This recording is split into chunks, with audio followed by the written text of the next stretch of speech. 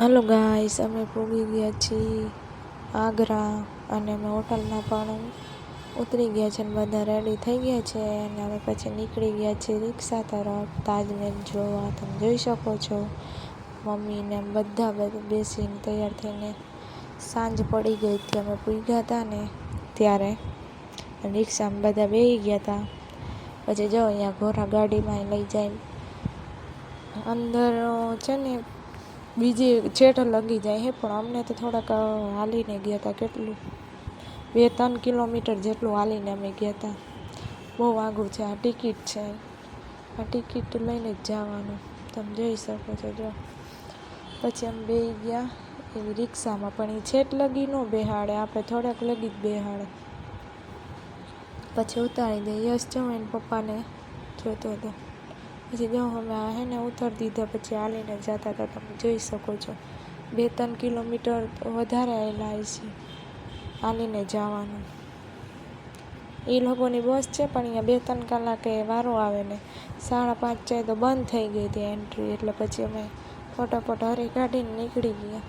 અહીંયા છે ને બંધ જટ થઈ જાય છે, એટલે આપણે બધા માણસો છે ને દોડીને જતા હતા. અહીંયા ગાડી જાય છે, પણ અમને ખબર નથી. પછી જો અમે હાલીને જતા હતા. તમે જોઈ શકો છો. જો પછી બધું થઈ ગયું ચેકિંગ બેકિંગ ને પછી અમે અંદર આવીને 1.5-પોણી કલાક તો ત્યાં થઈ અમને અંદર આવતા જ. પછી કંઈ વાંધો નહોતો. જો પછી હું મમ્મી કીધું હલો હવે કંઈ વાંધો નહીં, હવે આપણે કંઈ ઉપાધિ નથી. જો આ બધું જ્યારે તાજમહેલ જોતું ને ત્યારે બાંધકામનું બધું બતાવે છે. તમે જોઈ શકો છો. જો બધું પણ ફટાફટ જાય છે એટલે તમે નહીં જોઈ શકો. એ તો આપણે આમ ગેટથી પછી એન્ટ્રી ને બધું થઈ જાય ને પછી આ બધું આવે છે. અહીંયા છેટ લગી આવશે બધું. 2 સાઈડ હતું. કેવી રીતે આ બન્યું છે બધું ટોટલી હતું એમાં. પછી જો પછી ચેકિંગ થઈ જાય ને એ પછી અંદર એટલું બધું હાલવું પડે આપણે. તમે જોઈ શકો છો. પછી જવા ટાણે આપણે ટિકિટ ને બધું દેવાની. વિદેશના માણસો વધારે બધા, તેથી ટ્રાફિક એવું હતું. અહીંયાની પોલીસે ખારી થઈ ગઈ હતી. તમે જોઈ શકો છો. જો 5:30-6 જેવું થઈ ગયું હતું. બહુ મોડું થઈ ગયું હતું, પણ આવે મજા અહીંયા. મમ્મી ને કિશન ને બધા તો આગળ આવેલા ગયા છે. તમે જોઈ શકો છો. જો યશને તૈયાર છે. નકરું વિદેશનું જ માણા ગમે એ જો ને નકરું એ જ હતું. ફોટા શૂટે એવું કરે એ લોકો. જો મમ્મી ને આરવી ને બધા આગળ હાલે છે. મમ્મીએ તો પછી એક છે ને વિદેશની બાઈ હારે ફોટા પડાવ્યા કે મારે ફોને હારે પાડવા છે. મળતા અમે ગયા ને ત્યારે ફોટો પાડ્યા હતા. પબ્લિક આ તો કાંઈ નથી, એટલું જ પાછું છે ને અંદર એટલું હતું. નકરું ટ્રાફિક બહુ જ. તમે જોઈ શકો છો. જો વિડીયો ને ઉતારવાની ફોટા શૂટ ને બધી છૂટ જ છે. અહીંયા કાંઈ વાંધો આવે એવું નથી કે આપણે મનાવ્યું હોય એવું કાંઈ. પણ અહીંયાની ચેકિંગ બહુ હાર્ડ છે આપણા. ને એમાં ટ્રાફિકમાં તો અહીંયાની પોલીસે ખારી થઈ જાય બહુ જ. પછી કે 5:30-6 તો છે ને બંધ થઈ જાય. પછી એન્ટ્રી જ ન આવે. પછી બીજે દિવસે આપણે જવું પડે. અહીંયા મનાય છે એવી. આટલું જેટલું માણસ છે ને એટલું જ, પછી બીજા એકને નહીં આવવાનું. અમારે બહુ મોડું થઈ ગયું હતું.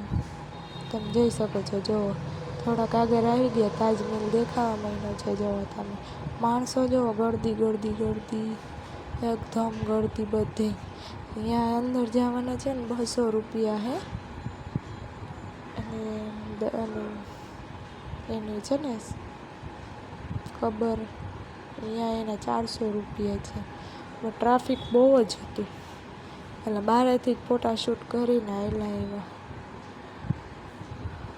તમે જોઈ શકો છો. જો કાંઈ ચાલુ નહોતું લાઇટું ફ્લાવર ને બધું એવું બધું હતું. આમ ફોટા પાડતા હતા નકરા માણસો. તમે જોઈ શકો છો. એ નકરું ફોટા શૂઝનું વધારે છે, બાકી તો કાંઈ આમ જોવાનું હે.